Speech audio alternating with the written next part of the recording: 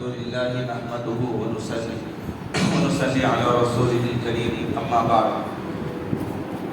فأعوذ بالله من الشيطان الرجيم بسم الله الرحمن الرحيم ويؤثرون على أنفسهم ولو كان بهم خصاصة ومن يوق شح نفسه فأولئك هم المفلحون وقال النبي صلى الله عليه وسلم لا يؤمن أحدكم حتى يحب لأخيه ما يحب لنفسه أو كما قال عليه الصلاة والسلام.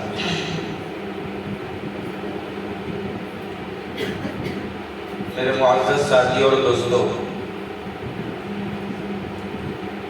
چند دنوں سے جو سلسلہ ہمارے درمیان شروع ہوا ہے صفات والا، صفات رذیلہ اور صفات حمیدہ، ان دونوں صفتوں کے بارے میں ہمارے درمیان میں مذاکرے اور محاضرے ہوتے ہیں. یہ صفات کیا ہیں جن کا مذاکرہ ہو رہا ہے؟ ان میں سے اکثر صفات ایسے ہیں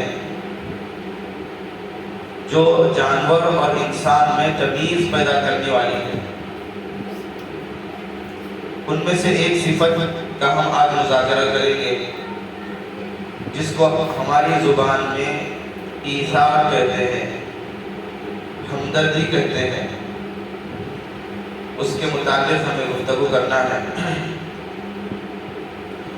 دیکھیے، انسان اور جانور میں زیادہ چیزوں کا فرق نہیں ہے.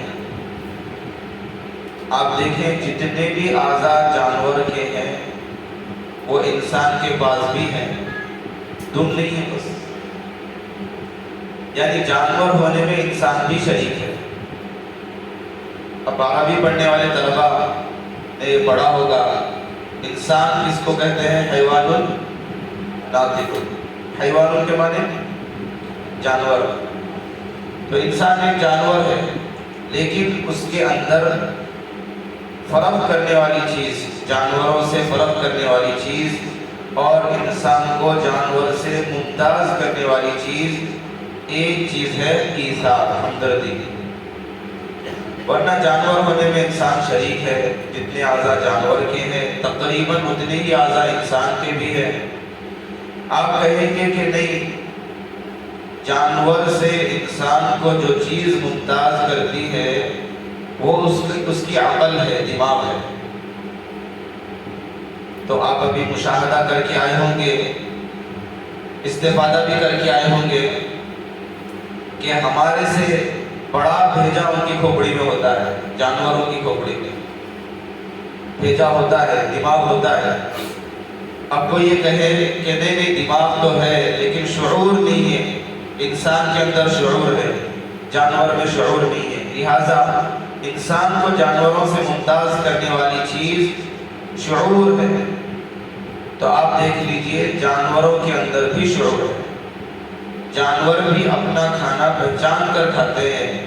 جانور کا چھوٹا سا چھوٹا بچہ بھی اس کے سامنے غیر متعلق چیز ڈال دی جاتی ہے تو اس کو منہ نہیں لگاتا ہے. اور ہم سے زیادہ اس سلسلے میں ان کے اندر شعور ہے.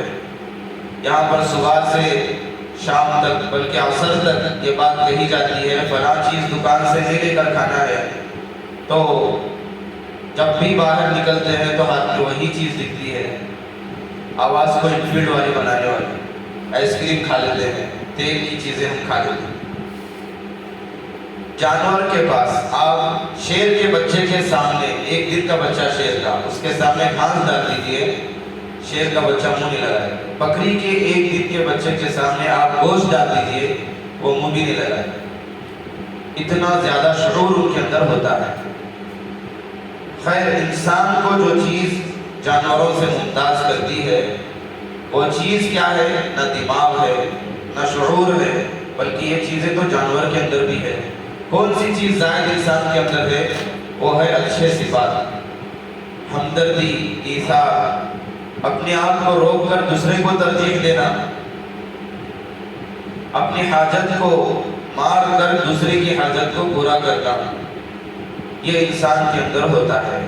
اس وجہ سے انسان جانوروں سے ممتاز اور اعلیٰ ہے.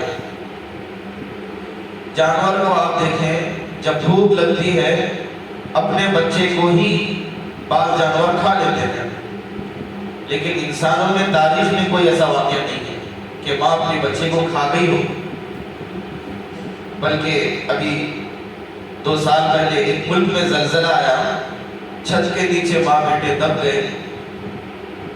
جب دب جاتے ہیں تو سانسیں تو چلتی ہے، حرکت نہیں کر سکتے ہیں، تو ماں بچے کو دودھ نہیں پلا سکتی تھی، اتنی حرکت کرنے کی گنجائش نہیں ہے، تو ماں نے اپنی انگلی کو چاپ کر زخم پیدا کر دیا اور بچے کے منہ میں ڈال کر اپنے خون سے بچے کی پرورش کی ہے۔ یہ انسانوں کی مثال ہے۔ تو میرے بھائیو اور دوستو، ایثار ایک ایسی صفت ہے، ہمدردی ایک ایسی صفت ہے جو انسان کو جانوروں سے ممتاز کرتی ہے۔ آپ سمجھ لیجئے جس کے اندر ہمدردی والی یہ صفت نہیں ہے اور جس کے اندر ایثار والا یہ جذبہ نہیں ہے، تو اس کے اور جانور کے درمیان میں کیا فرق ہو سکتا ہے؟ کس چیز میں آپ فرق کریں گے؟ تو انسان کا ایک اچھا خاصا، انسان کا ایک خاصا ہے ایثار۔ ایثار جس کے اندر نہیں ہے اس کی زندگی جانوروں کے برابر ہے۔ اللہ کے نبی صلی اللہ علیہ وسلم کی زندگی میں ہم دیکھتے ہیں ایثار کی تعلیمات ہیں کہ اپنے حاجت کو مار کر، اپنی خواہش کو مار کر دوسروں کو ترجیح دینا، ایثار اسے کہتے ہیں۔ آپ کو بھوک لگی ہے، مجھے بھوک لگی ہے، ہم اپنی بھوک کو مار کر دوسری کی بھوک کو پورا کر رہے ہیں۔ مجھے ایک کپڑا پسند آتا ہے، میں اس کپڑے کی خواہش کو چھوڑ کر وہ کپڑا اپنے بھائی کو ہدیہ کر دیتا ہوں، یہ خواہش کا ایثار ہے۔ بھوک کی حالت میں دوسرے کو کھلانا، یہ ضرورت کا ایثار ہے۔ اپنی ذات پر دوسروں کو ترجیح دینا اسلام کی یہ تعلیمات ہے۔ حدیث پاک میں ہے لا یؤمن احدکم، تم میں سے کوئی مومن نہیں بن سکتا، کامل مومن نہیں بن سکتا، حتی یحب لأخیہ ما یحب لنفسہ۔ اللہ کے نبی صلی اللہ علیہ وسلم نے فرمایا جب تک دوسروں کے لیے وہی پسند نہ کرے جو اپنے لیے پسند کرتا ہے، اس وقت تک کوئی بھی آدمی مومن نہیں بن سکتا، کامل مومن نہیں بن سکتا۔ تو ہم اپنے لیے جو پسند کرتے ہیں، اپنے بھائی کے لیے بھی وہی پسند کرنے کا جذبہ ہمارے اندر ہے، تو سمجھیے کہ ہمارے اندر میں ایمان ہے۔ صحابہ کیسا ایثار کرتے تھے، اللہ کے نبی کیسا ایثار کرتے تھے؟ اپنی تکلیف کو سہنا، یہ تو جانور کو بھی آتا ہے، دوسرے کو تکلیف میں دیکھ کر تڑپنا، دوسرے کی تکلیف دور کرنے کی کوشش کرنا، یہ اصل ہمدردی ہے، یہ اصل ایثار ہے، یہ اصل انسانیت ہے۔ جنگ بدر میں قیدیوں کو لایا گیا، مسجد نبوی کے ستونوں سے باندھا گیا، رات کا وقت آیا، اللہ کے نبی صلی اللہ علیہ وسلم اپنے بستر پر بے چین ہیں، صحابہ سے کہہ رہے ہیں ان قیدیوں کو جو باندھا گیا ہے، ان کو ذرا ٹائٹ باندھا گیا ہے، کس کے باندھا گیا ہے، جس کی وجہ سے یہ کراہ رہے ہیں، ان کے اندر سے آوازیں نکل رہی ہے، ان آوازوں کے ہوتے ہوئے مجھے نیند نہیں آ رہی ہے، تم ان کے بندنوں کو تھوڑا سا ڈھیلا کر دو۔ دیکھیے آپ کن کے بارے میں، کن کی تکلیف کا احساس ہو رہا ہے؟ وہ لوگ جو اسلام کو ختم کرنے کے لیے، آپ کو جان سے مارنے کے لیے، آپ کے ماننے والوں کو ختم کرنے کے لیے مکہ سے نکل کر آئے ہیں، اسلام کو ختم کرنے کے لیے آئے ہیں، قتل کرنے کے لیے آئے ہیں، وہ قیدی پکڑے جاتے ہیں اور ان کو جب باندھا جاتا ہے تو آپ کو تکلیف محسوس ہو رہی ہے، ہمارے نبی کو تکلیف محسوس ہو رہی ہے کہ ان کو جو رسیاں باندھی گئی ہیں ٹائٹ باندھی گئی، دشمن کی تکلیف کا بھی احساس ہے۔ حضرت ابو طلحہ رضی اللہ تعالیٰ کے بارے میں آتا ہے کہ اللہ کے نبی صلی اللہ علیہ وسلم کی مجلس میں تھے، ایک سائل آیا، ایک مسافر آیا، اللہ کے نبی نے فرمایا کہ آج رات ان کی کون میزبانی کرے گا، کون کھانا کھلائے گا؟ وہ صحابی اٹھے اور انہوں نے یہ حصہ لیا، ان کو گھر میں لے گئے، بیوی سے پوچھا کہ گھر میں کچھ کھانے کے لیے ہے؟ بیوی نے کہا کچھ نہیں ہے، تھوڑا سا دودھ رکھا ہوا ہے اور کچھ کھجور رکھے ہوئے ہیں جو بچوں کے لیے ہی کافی ہو جائے گا، چھوٹے چھوٹے بچوں کے لیے کافی ہو جائے گا۔ انہوں نے کہا بچے تو چھوٹے ہیں، ہم انہیں بہلا پھسلا کر بھوک لگنے سے پہلے سلا دیں گے، اور رہی بات ہماری تو میں دستر پر بیٹھوں گا، تم کھانا پیش کر دینا، اور تم چراغ کو درست کرنے کے ارادے سے، چراغ کو صحیح کرنے کے ہیلے سے بجھا دینا، اور ہمارا مہمان کھانا کھاتا رہے گا، میں اپنے ہاتھ کو روک کے رکھوں گا، کھانے کی وجہ کی ایکٹنگ کروں گا۔ اس طریقے سے انہوں نے کیا، مہمان نے کھانا کھایا، مہمان کو پتہ بھی نہیں چلا کہ میرا میزبان کھانا نہیں کھا رہا ہے، اس کا احساس بھی نہیں ہوا اندھیرے کی وجہ سے۔ وہاں پر اللہ کے نبی صلی اللہ علیہ وسلم پر آیتیں اتر گئی، والذین تبوؤوا الدار من قبلہم، اس میں ایک ٹکڑا ہے، وَيُؤْثِرُونَ عَلَىٰ أَنفُسِهِمْ وَلَوْ كَانَ بِهِمْ خَصَاصَةٌ، جو اپنے آپ پر دوسروں کو ترجیح دیتے ہیں باوجود یہ کہ وہ خود ضرورت مند ہیں، بھوک لگی ہوئی تھی ان کو، بچوں کو بھوک لگی ہوئی ہے، بیوی کو بھوک لگی ہوئی ہے، ایسا اثار ان کے اندر ہے۔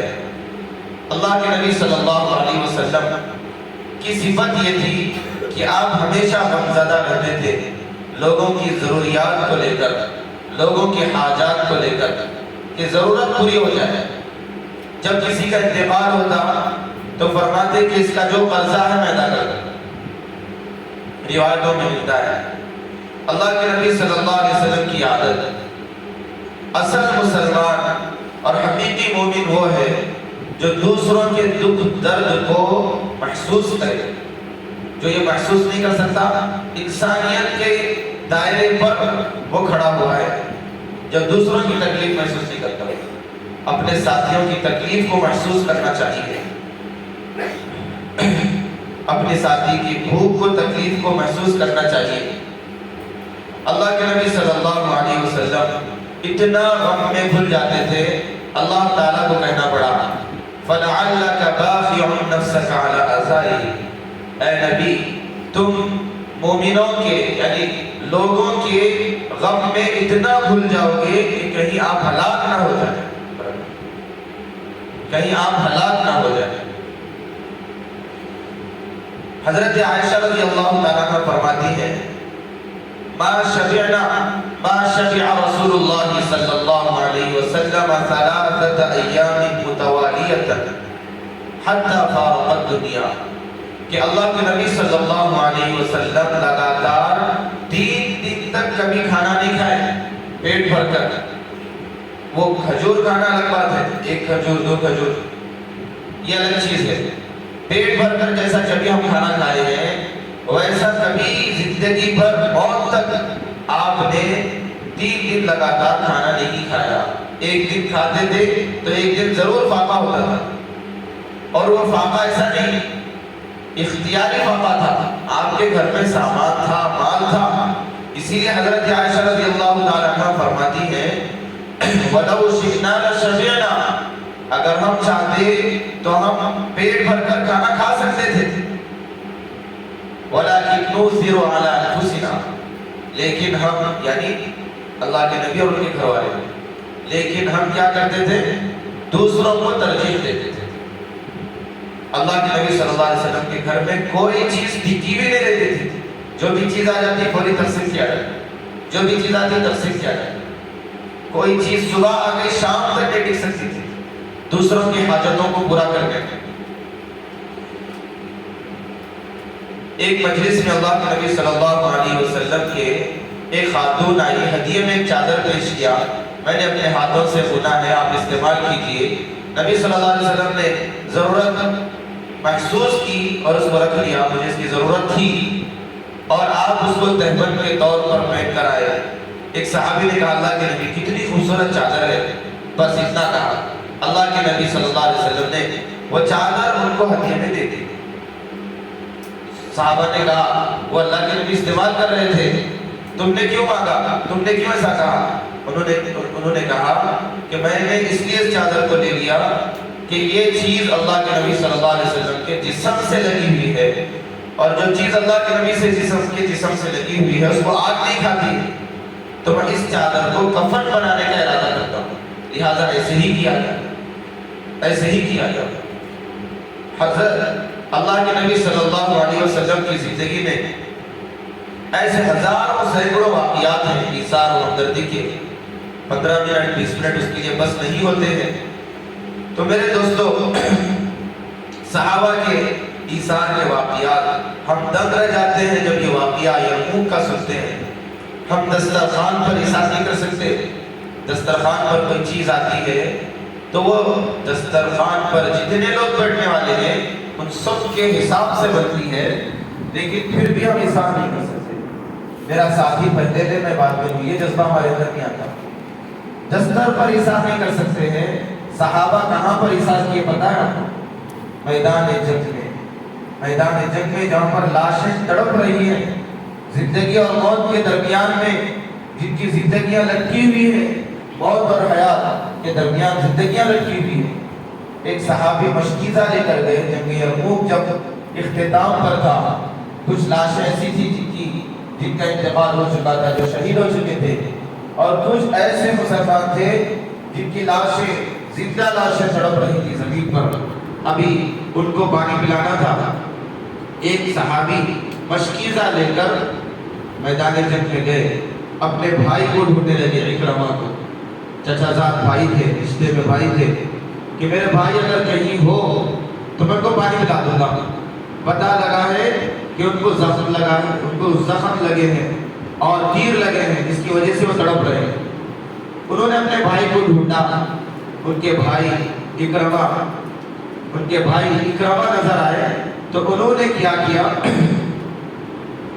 انہوں نے اپنے بھائی کو پانی پیش کیا، مشکیزہ منہ کو لگا رہے تھے، اتنے میں بازو سے ایک صحابی حضرت سہیل کی آواز آئی، کراہنے کی، تڑپنے کی۔ حضرت اکرمہ جو پانی پی رہے تھے منہ سے مشکیزے کو ہٹا دیا اور یہ کہا کہ پہلے میرے بھائی کو پانی پلاؤ، اس کے بعد میں پانی پیوں۔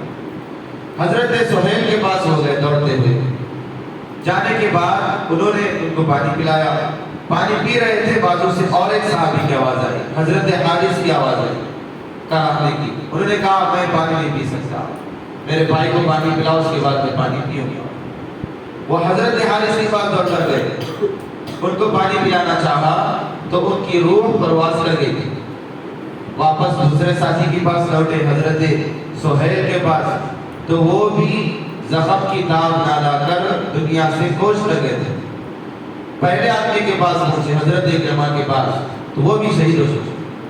پانی کا گلاس جیسے کا ویسا رہ گیا، مشکیزہ جیسے کا ویسا رہ گیا، ایک قطرہ حلق کے نیچے جانے نہیں دیا اپنے ساتھی کے حلق کو تر کرنے سے پہلے، 3 جانے چلی گئی۔